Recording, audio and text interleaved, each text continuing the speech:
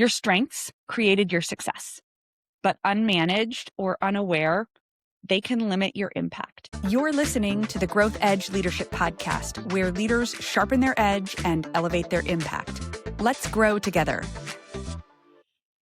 Well, hello and welcome to another episode of the Growth Edge Leadership Podcast. I am your host, Lori Bedke, and I am so excited to dig into another solo episode, this one inspired by my coaching work.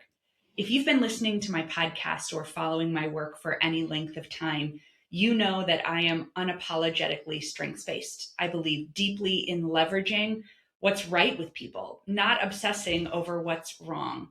And yet, if we misunderstand strengths-based leadership, we can unintentionally derail ourselves with the very talents that build our success. Today, I want to explore that tension, to dig into the reality. The truth is, your strengths are absolutely your greatest asset. But if unmanaged, they can also become a significant liability.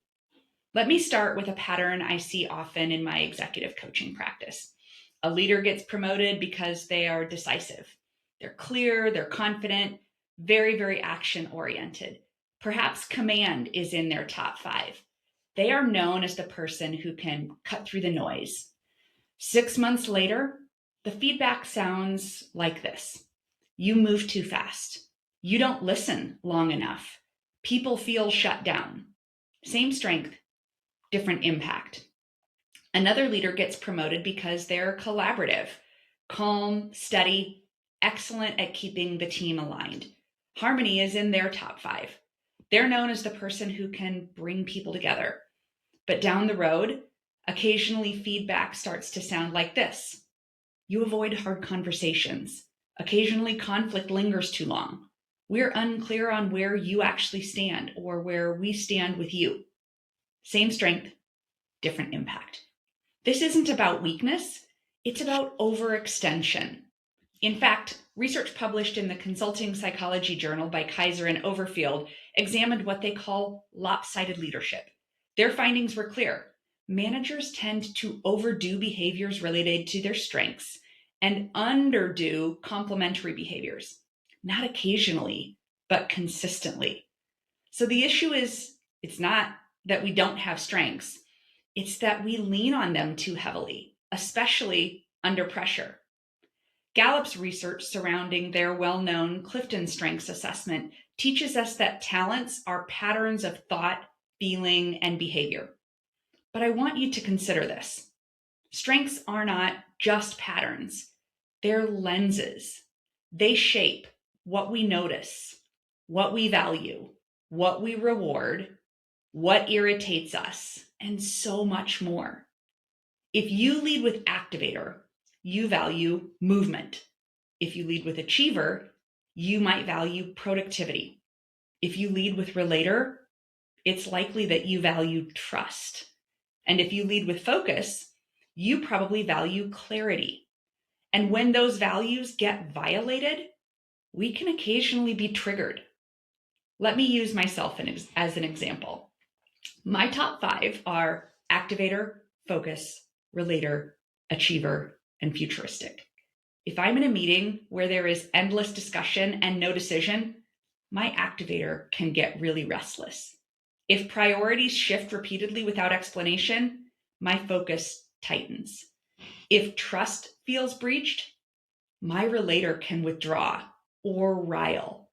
If progress stalls, my achiever probably gets intense.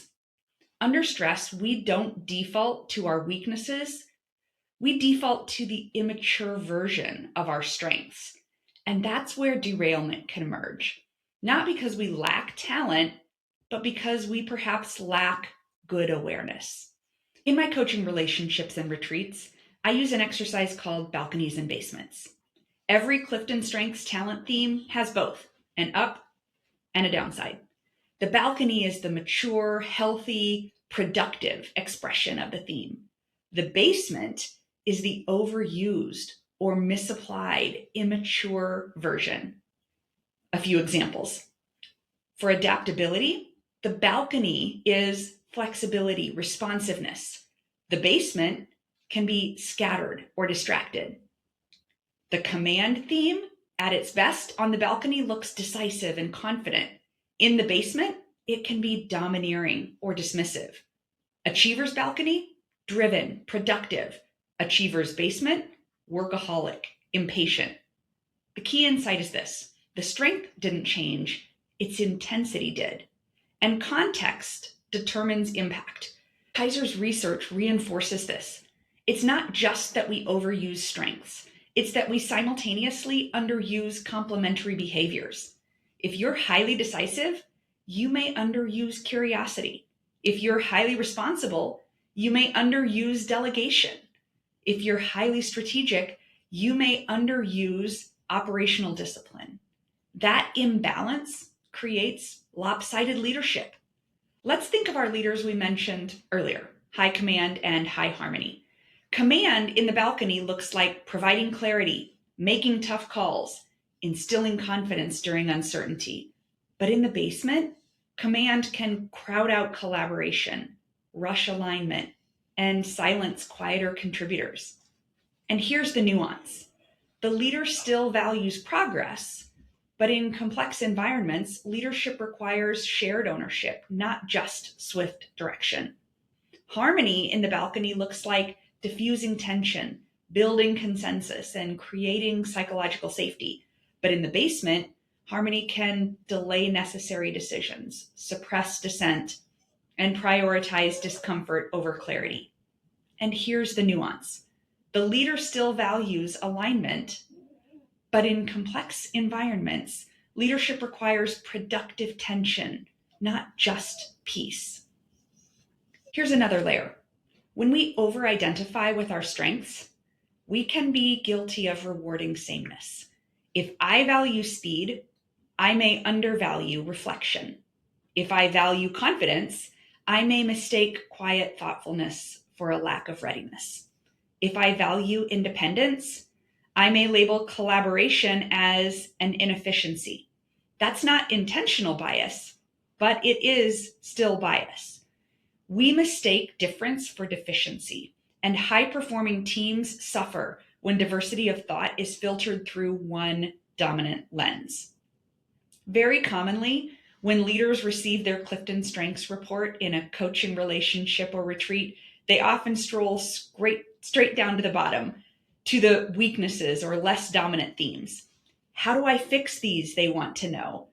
Gallup's philosophy is clear. Excellence comes from leveraging strengths, not obsessing over weaknesses. And I agree, but there is also nuance. Here it is. Your bottom 5 are usually not your biggest risk. The basement of your top 5 is. That's where leaders are equally or perhaps more likely to derail themselves. So let's expand on this conversation and find some new research to expand how we look at it. I found a study from the Center for Creative Leadership that talks about something they call heat experiences.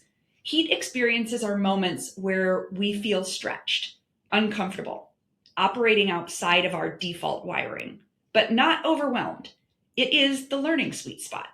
Strengths make you competent, heat makes you versatile, and senior leadership requires range. If your wiring is boldness, your heat may be restraint. If your wiring is harmony, your heat may be productive conflict.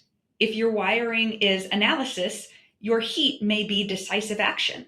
Growth rarely happens in comfort. I will share another personal example. Includer is a theme that sits very low in my profile, second to the bottom. That means I don't naturally scan the room to ensure every voice is heard.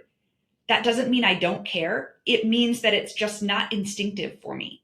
When I'm facilitating a session, my activator wants movement. My focus wants clarity. My achiever wants progress. And in that energy, it's possible for me to unintentionally prioritize momentum over broad participation. So instead of pretending I have includer when I don't, I do a couple of things. First, I slow myself down intentionally. I build in structured pauses, asking, who haven't we heard from yet? Not because it's automatic, but because it's important. And second, this is critical, I strategically partner. If I'm working with a co-facilitator or a senior team member who naturally leads with includer or empathy, I'll ask them ahead of time, help me to watch the room. If I miss someone, pull us back. That's not weakness, that's orchestration. Strong leaders aren't necessarily well-rounded, but strong teams are. I don't need to manufacture a talent I don't have. I need to be aware where I'm thin, and we are all thin in particular places.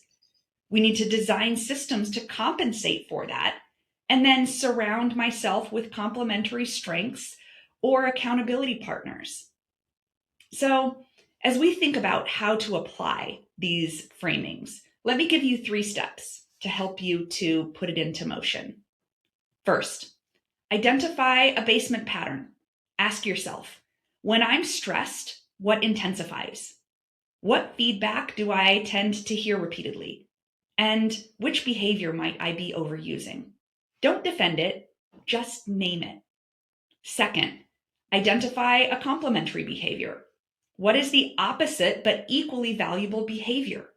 If you overdirect, practice inquiry or curiosity. If you overwork, practice delegation. If you avoid conflict, practice candor. If you overanalyze, practice decisiveness. Balance is not about abandoning a strength, it's about expanding your range. And third, invite accountability. This is the maturity move. Disclose your growth edges to a trusted colleague. For example, hey, when I get stressed, I know, and you know, I probably become overly directive. If you see that happening, slow me down or tap me on the shoulder. Or if meetings stall, I know I tend to push too hard. Help me to pause or teach me how I can engage differently and better. This builds trust. It normalizes growth and it creates cover for human moments. That is coachability in action. So I will leave you with this. Your strengths created your success, but unmanaged or unaware, they can limit your impact. The goal is not to dilute your power, it's to discipline it. Kaiser and Overfield warned us about lopsided leadership. The Center for Creative Leadership reminds us that growth requires heat. And Gallup's research reminds us that excellence comes from what we do naturally. The integration of all 3, self-awareness, intentional and mature regulation, and accountability. So this week, ask yourself, where am I overly comfortable? What strength might I be overusing? What heat experience could stretch me? Or who can help me to grow? Strengths create power. Balance creates wisdom. And wisdom is what sustains leadership over time. I'm rooting for you, my friend. Thanks for listening to the Growth Edge Leadership Podcast. Until next time, stay curious, keep growing. I'm rooting for you.